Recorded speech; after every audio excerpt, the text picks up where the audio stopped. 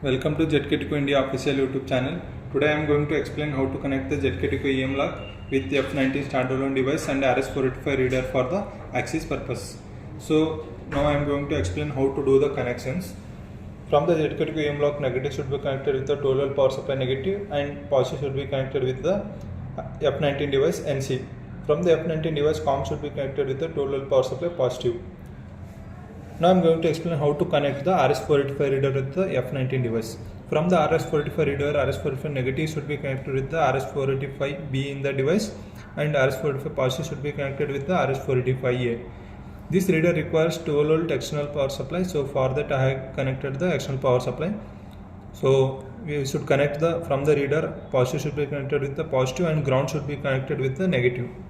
This is how we will do the connection. You can see here I am using the F19 device for the in purpose and RS485 reader for the out purpose. I am doing punch through in device now. Verification successful, EM lock open and it will close after 5 seconds. I set the timings. Now I am punching through RS485 reader for the out purpose. Verification successful, again EM lock open, it will close after 5 seconds. This is how we will connect the ZKTeco EM lock with F19 device and RS485 reader for the access purpose. Thank you.